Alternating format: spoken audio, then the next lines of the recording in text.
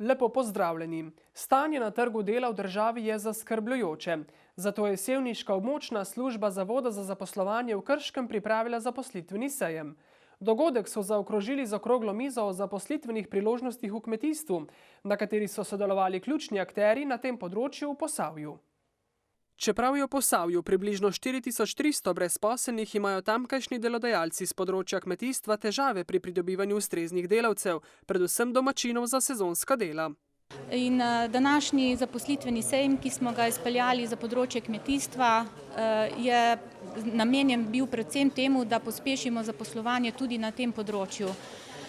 Kakšen bo dejanski rezultat tega zaposlitvenega sejma, koliko več vključitev brezposelnih oseb v sezonska dela v kmetijstvu, pa bomo videli v jeseni, ko bodo rezultati znani. V Posavju že 10 let beležijo med 600 in 700 potreb po sezonskih delavcih v kmetijstvu, dodaja Pirčeva. Večina teh potreb so pokrili tuji delavci, predvsem iz tretjih držav, ne iz Evropske unije, zato je bilo potrebno izdajati delovna dovoljenja. Že tudi za letošnja spomladanska dela je bilo potrebno izdati preko 230 delovnih dovoljenj. Naših domačih delavcev pa se je vključilo v sezonska dela okoli 50.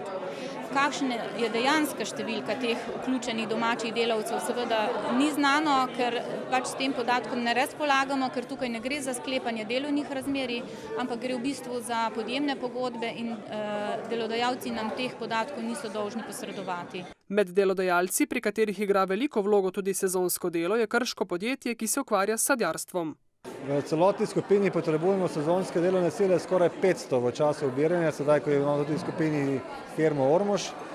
Samo po Posavju pa je v normalni letini preko 300. Sezonska delovna sila je domača, se pravi iz Posavja, drugače pa tudi iz Bosne, Hercegovine in pa Srbije. Zagotovo pa je motiviranost delavcev iz Bosne, Hercegovine in Srbije nekoliko večja, ker tam tudi teh socialnih podpor ni. Oziroma, kot smo danes slišali, praviloma je tako, da nekako v teh sezonskih delih se pojavljajo delavci iz šibkejših socialnih držav. Ja, v preteklosti smo uspeli pokriti tam okoli do 140 teh potreb z domačimi delavci. Največ potreb smo uspeli zagotoviti takrat, ko smo organizirali tudi javna dela na področju kmetijstva. To zdaj zakonodaja več ne omogoča, tako da gre večina teh sezonskih del na podlagi podjemnih pogodb.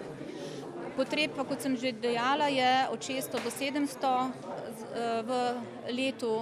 Večina teh potreb je za spomladanska dela v maju in juniju, predvsem za obiranje jagod, v jesenskem času pa za obiranje sadja. Domače brezposelne je možno za takšno delo spodbuditi z vrsto elementi, je prepričan pristojni minister. Že nova socialna zakonodaja pri marsikomu predstavlja velik motiv, kajti poslej ni več deležen toliko nekih socialnih transferjev, kot je bil doslej, in ta dohodkovni položaj marsikoga sili, da mora iti delati. Pa ne nazadnje so se tudi plačila teh sezonskih del kmetijstvu nekoliko bolj povešala, tako da se da že s temi deli zaslužiti minimalno plačo in več, če se le dela povprečno intenzivno. Seveda po drugi strani je potrebno tudi le omejevati dostop tuje delovne sile za ta dela, kjer je na pretek domače delovne sile. Še posebej tudi zaradi tega, ker je tuja delovna sila tako tudi takšna, ki išče priložnosti boljše. In če najde kje drugje, se bo tudi odšla lahko čez noč in potem tudi delodajalec v kmetijstvu ostane brez te delovne sile. Tako da na domače lokalno okolje se je dobro zanesti tudi v primeru delovne sile. Vizjak je sicer prepričan, da ima Posavje možnosti, da postane zelenjavni vrt ne le za Slovenijo, ampak tudi za Evropo. To je ena moja ideja že dolgo leta, da bi pravzaprav povezali te naravne danosti, ki jih imamo, to Krško-Brežiško polje, za fantastično logistiko. Tu imamo pravzaprav avtocesto, imamo železnico, imamo letališče. Če bi to povezali tudi z nastajajočimi hidroelektrarnami, zlasti velikim akumulacijskim bazenom pri hidroelektrarni Brežice, imamo vir za namakanje. Če temu dodamo še vir toplote, kar bi lahko predstavljali energetski objekti, ki jih tu imamo, imamo vse, kar je za zelenjavni vrt potrebno, toploto, vodo in zemljo na ravnini. Tako da, glejte, te danosti imamo, zato pravim, da je pri nas kar precej potencijala v razvoju kmetijstva na vseh nivojih. V Sloveniji je sicer po Vizjakovih podatkih 107 tisoč brezposelnih oseb, na območju sevniške območne službe pa je stopnja brezposelnosti skoraj 14% in je za 1,8 točke nad slovenskim povprečjem. Primer dobre prakse na področju kmetijstva pa je Posavska Špajza. Gre za €1 milijon vreden projekt, pri katerem bodo lokalne skupnosti zagotovile ustrezno infrastrukturo na tem področju. Selimo se v dolenjsko prestolnico. Na skupščini podjetja TPV so delničarji ugotovili, da je bilo podjetje lani kljub krizi in recesiji uspešno. Pričakovali so sicer, da bo krizni krč hitreje popustil. Tako so zastavili veliko ukrepov, usmerjenih kot pravi ali blažitvi krize. Predsednik uprave TPV-ja Vladimir Gregor Bahč je poudaril, da smo v TPV-DD naredili 10% več prihodkov kot pa leto poprej, se pravi približno 55,7 milijona evrov, da smo pa od tega v bistvu malo manjši dobiček ustvarili 256 tisoč evrov. Zato so se glede razdelitve dobička dogovorili, da se pol ohrani za nadaljne investicije, pol pa razdelimo med delničarje, tako da smo razdelili €1 po delnici vsakemu delničarju. Dogovorili smo se tudi, da zaradi likvidnosti delnice bomo pač ustvarili lastni sklad delnic, tako da če bo kakršnakoli potreba z delničarji, da bi radi prodali ali pa kakorkoli imeli neke potrebe, da to lahko tudi naredimo. Kljub temu, da ne pričakujemo takšnega prometa, smo to jasno, to zakonsko določitev tudi sprejeli in jasno, predvsem te delnice potem bomo namenili tudi za nagrade, ker želimo, da bi tudi zaposleni, ki so danes v firmi, imeli možnost, da postanejo delničarji TPV-ja. Na skupščini so vzeli pod drobnogled tudi poslovanje hčerinskih družb. Če pogledamo konsolidiran rezultat, je nekaj podobnega, smo pa dosegli skoraj 100 milijonov, se pravi, mislim 200 tisoč manj, in tudi dobiček 386 tisoč evrov, to se pravi, tudi tukaj je rezultat glede na razmere primeren. In moram reči, da praktično podjetja v sestavi skupine poslujejo pozitivno in dobro. V podjetju v tem letu pričakujejo podoben izid poslovanja kot lani. Pričakovali so sicer rast, a glede na razmere v avtomobilskem svetu, tako Bahč, pretirane rasti najverjetneje ne bodo dosegli. Kot ugotavljajo zadnja leta, se struktura prodaje doma in izvoza povečuje v korist slednjega. V bistvu letos bomo realizirali nekaj novih projektov, kateri imamo predvsem za nemškimi kupci. Za drugo leto pa jasno je pred nami predvsem projekt Edison, v katerega se bomo intenzivno vključili. Kar nekaj stvari je že dogovorjeno, se pravi, da smo že nominirani kot dobavitelj sestavnih delov, ni pa še zaključeno, tako da pričakujemo, da bo še kakšna zadeva se lahko v nadaljevanju odvila. Koliko bodo torej letos v podjetju vložili v investicijski del? Praktično imamo okrog 5% naših prihodkov namenjamo za investicije, samo to potem niha glede na večje ali manjše projekte. Letošnje leto verjetno ne bo tako intenzivno v investicijah, bo pa potem zdaj novi projekt, da pa zopet mogoče bojo te investicije zopet malo večje. Sicer pa so glavni partnerji TPV-ja avtomobilski proizvajalci v državah Evropske unije. Kot pravi Bahč, se je evropski avtomobilski trg prilagodil danim razmeram. Je pa Evropa našla tudi svoje tržno mesto na vzhodu, predvsem na Kitajskem. V teh kriznih časih je zelo zanimivo, da praktično nihanje med proizvodnjo majhnih in pa velikih avtomobilov je prisotno skozi. In zaradi tega enkrat je na račun majhnih avtomobilov, recimo bilo je ob subvencijah, ki so jih države dajale. Zanimivo, da danes na račun tretjega trga se razvijajo, odnosno so dobre proizvodne količine za večja vozila, tako da praktično, če je to razpršeno, potem je tudi to za podjetje pozitivno. V skupini TPV je ta čas zaposlenih 1200 ljudi, v prihodnjih letih pa ne načrtujejo odpuščanj, poudarja prvi mož podjetja, ki je vnovič kandidiralo na državnem razpisu za priznanje za poslovno odličnost. In tokrat tudi zmagalo. Zdaj pa spet v Posavje. Jedrsko elektrarno Krško, ki so jo zaradi remonta za 43 dni zaustavili, so minuli teden vnovič vključili v elektroenergetsko omrežje, dosegla pa je tudi polno obratovalno moč. Z remontom po 25. gorivnem ciklu je nuklearka stopila v svojo drugo polovico obratovalnega obdobja. Zadnji remont je bil poseben zaradi izjemnega obsega in zahtevnosti nekaterih del. Bilo je, kako bi rekel, vsaj 4 veliki projekti po kompleksnosti tehnološki in tudi po finančni zahtevnosti.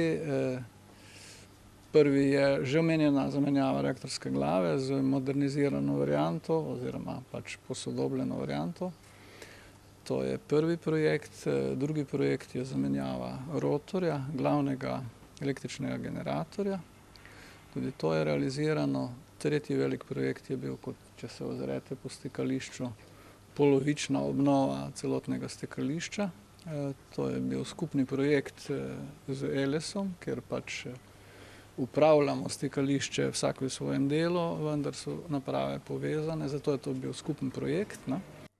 Končali so tudi vzpostavitev tretjega neodvisnega vira izmeničnega napajanja, ki je v celoti avtonomen in bo po odločbi v funkciji do 30. junija.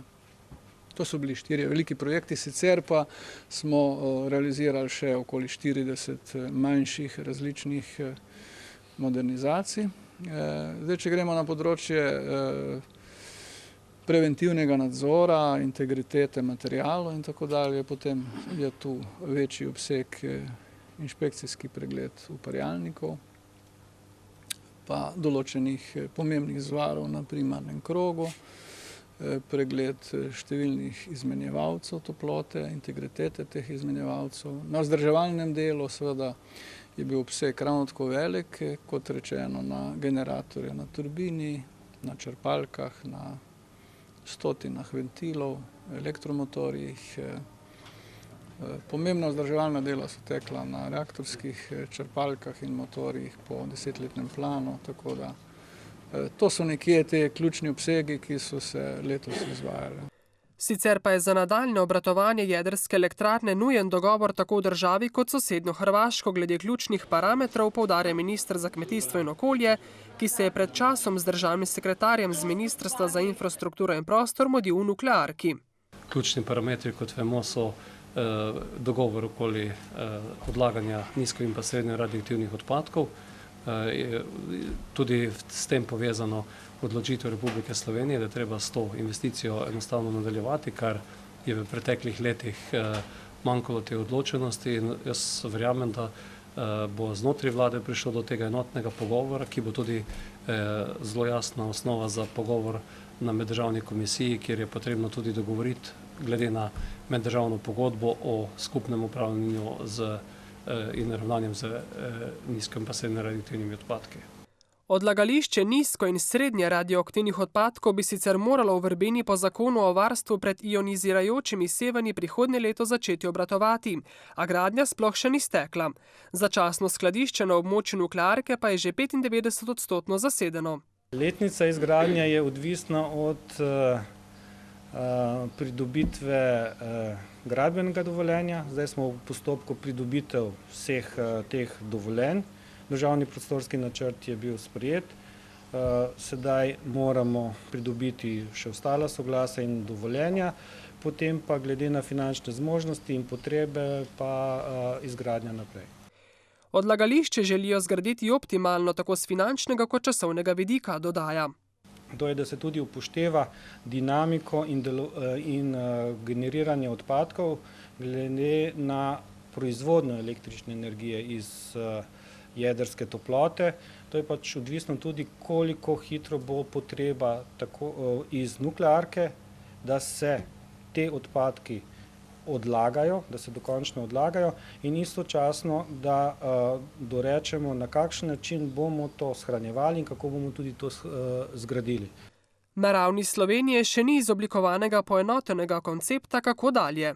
Mi smo urgirali, da naj se v bistvu v Sloveniji vsi akterji dejansko temeljito posvetujejo, postavijo na papir koncept, kako bomo nastopali. znotraj Slovenije, do upravnih organov, kako bomo nastopali do hrvaške strani v meddržavnih odnosih in da se potem po tem konceptu intenzivno in dinamično in jasno dela po neki časovnici in da bomo vsi govorili isti jezik in zastopali ista stališča. Izgradnja odlagališča naj bi sicer skupaj z drugimi stroški stala 130 milijonov evrov. 80% bo prispeval sklad za razgraditev NEK, 20% pa bo šlo iz državnega proračuna. V jugovzhodni Sloveniji poteka projekt ekoremediacije, katerega nosilec je Razvojni center Novo mesto s partnerji, med njimi je tudi Grm Novo mesto. Tako so na Sevnem pred dnevi pripravili posvet o tem projektu, s katerim želijo razvijati nove priložnosti za kakovostno življenje v sodelovanju z naravo. Območje jugovzhodne Slovenije je polno razpršenih poselitev ter naravnih in kulturnih zanimivosti. Največ okoljskih težav pa je na področju odvajanja in čiščenja odpadnih voda. Izvajalci projekta tako želijo povezati nosilce trajnostnega razvoja v regiji in vzbuditi zanimanje za uporabo ekoremediacij, naravnih čistilnih sistemov.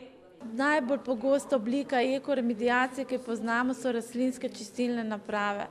Zakaj smo se odločili za ta projekt? Prav gotovo so te poplave v Posavju, ki so bile leta 2011 in smo ugotovili, kaj lahko narava človeku stori, če nasilno posega vanjo.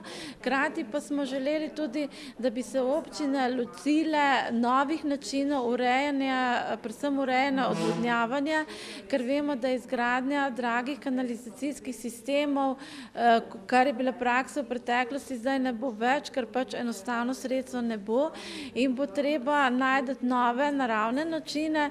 In to so rastlinske čistilne naprave, ki so zelo primerne za tukajšnje okolje, saj lahko rešujejo problem odvajanja in čiščenja voda v razpršenih naseljih.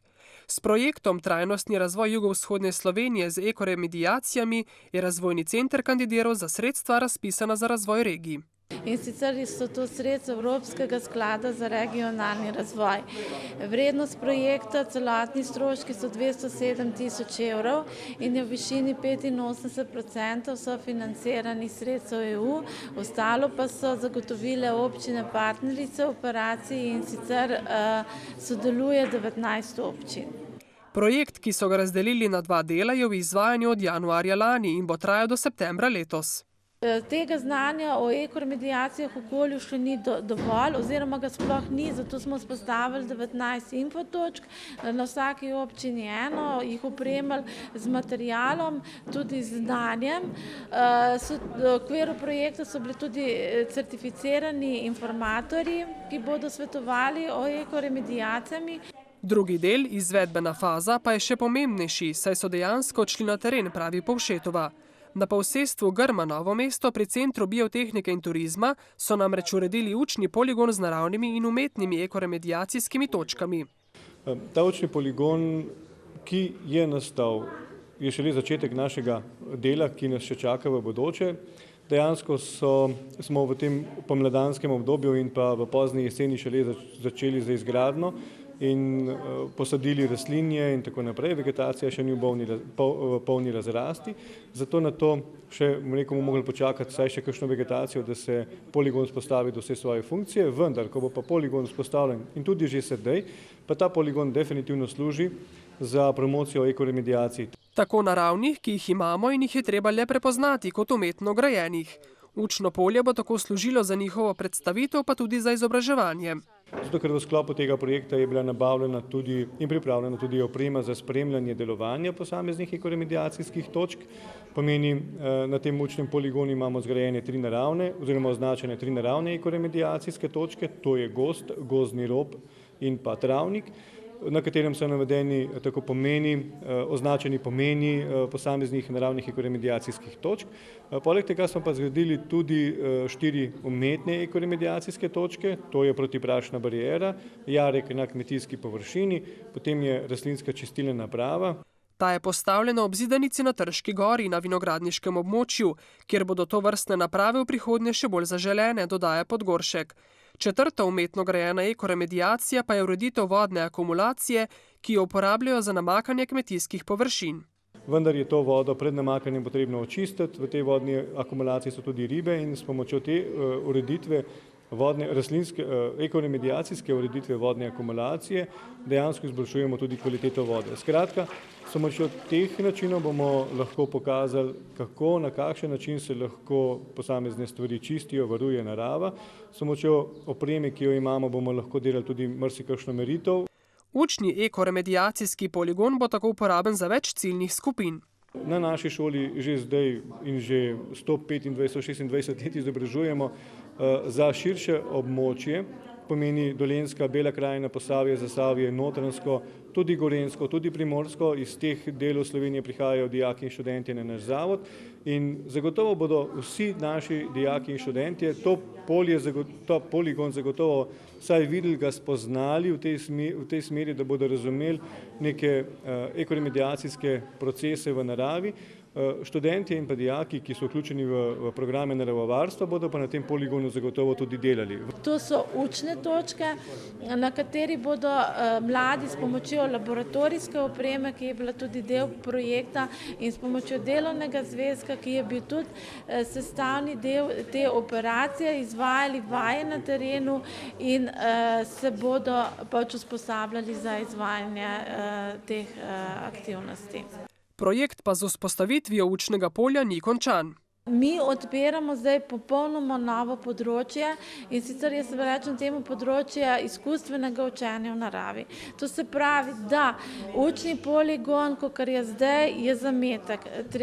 Potrebno je iti naprej. S tem namenom je bil že pripravljen projekt, s katerim je kmetijska šola Grm kandidirala na sredstva IPA. To se pravi, gremo v izgradnjo učnega poligona, druga faza. Za občine so tako že pripravili projekt Mreža rastlinskih čistilnih naprav na območju jugovzhodne Slovenije. Na učni poligon želimo navezati tudi druge programe. To se pravi, začeti moramo s socialnim podjetništvom. Podeželje je ena taka priložnost, ki to socialno podjetništvo odpira. Navezati želimo tudi socialno-varstvene programe. S tem imam misli predvsem ljudi s posebnimi potrebami, ki so nekako v obrobju, vendar jih moramo vključiti v to življenje. In kar je še najpomembnejše, nekako moramo naše otroke, ki se sedaj usposabljajo in učijo v glavnem učilnicah, spraviti v naravo. Pritegniti pa želijo tudi predšolske in šolske otroke ter dijake srednjih šol, ki bi lahko na Sevnem doživeli zanimiv in poučen naravoslovni dan. Za konec pa še novost za tiste, ki nosijo očala ali kontaktne leče. V Brežicah jim je na voljo nova poslovna stavba optike Glasmacher. V medicinsko-zdravstvenem objektu so uredili tako optiko kot očesne in zobozdravstvene ordinacije. Prvo optiko so odprli leta 2000 v Brežicah. Težko se je bilo prebiti iz sivega povprečja, a z vztrajnostjo in dobrim delom jim je uspelo, poudarja direktor. Pred 3-4 leti sem se v Novem mestu dobil z dr. Petrom Preskarjem. On ima zelo čudovit objekt v Novem mestu. Gospod je najprej razmišljal vsem, da bo pač prodajal tudi očala, potem pa smo se dogovorili, da bi bilo dobro, on je vrhunski strokovnjak na očesnem področju, jaz v optiki, in smo razvila pač to zgodbo. In to je pa pomagalo, da sem jaz začel razmišljati, da je pa dobro, kaj tazga v Brežicah narediti. In tukaj v Brežicah imamo pa okulista Boštjana Meha, ki je ravno tako super specialist. Z njim smo pa tukaj pač to skupaj ustvarila, pa nadgradili smo še pač zobozdravnika Baril Černeja in zato pač še danes to tako kot je. V novi poslovni stavbi na Pleteršnikovi 1, ki je zasnovana tako, da se lahko še naprej razvija, je na voljo optika z delavnico s proizvodnjo zbrušenja očal, imamo okulistično ambulant, 2 okulistične ambulanti z super opremo. Ta ambulanta je na koncesijo, to pomeni, da lahko tudi ljudje na zdravstveno kartico pridejo na pregled ali pa samo plačniško. Zelo na hitro probamo rešiti vsak problem.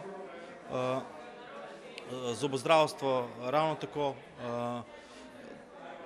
Gospod Barlič se je naredil 2 ali celo 3 ambulante, tudi ortopana. Stvar je malo večja, mogoče zdaj na prvi občutek, ampak mi smo razmišljali, kaj bo čez 5-10 let, da ne bomo naredili nek objekt, pa ga bo treba potem spet malo širiti, zato smo naredili pač malo večje. se malo bolj korajžno lotili tega projekta in zdaj nas čaka trdo delo, da bomo to speljali do konca. Na stari lokaciji bodo delovali še nekaj časa zaradi strank, sicer pa je kraj premajhen, da bi poslovali na 2 mestih, pojasnjuje Stušek. Mi smo od danes naprej tu, jutri je nov delovni dan, stranke nas najdejo na tej lokaciji tudi še na stari, tako da začetek je kar. Nova poslovna stavba je prinesla tudi novi zaposlitvi. Ja, zaposlili smo 2 nova optičarke, ena je celo iz Novega mesta. Zelo težko je najti kader optika, tako da smo imeli zelo v tem momentu kar srečo. Zato, ker je pač delo malo specifično in določeno znanje prav pride. Tako da nismo zdaj nekaj ogromno povečali. Je pa gor v ambulantah so še prostori, tako da se bo še stvar razvijala. Poleg Brežic imajo svojo poslovalnico še v Novem mestu, število strank pa se vsako leto povečuje.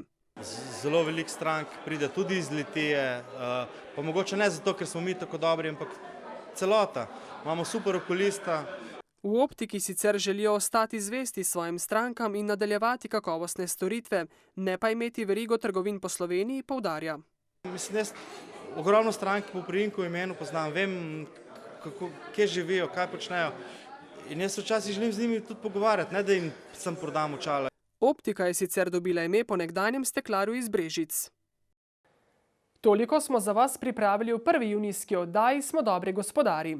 Bodite v naši družbi spet prihodnji teden, ko vam bomo postregli z novimi svežimi prispevki z gospodarstvom. Ogledate pa se jih lahko tudi na naši spletni strani. Do prihodnjič, lep pozdrav!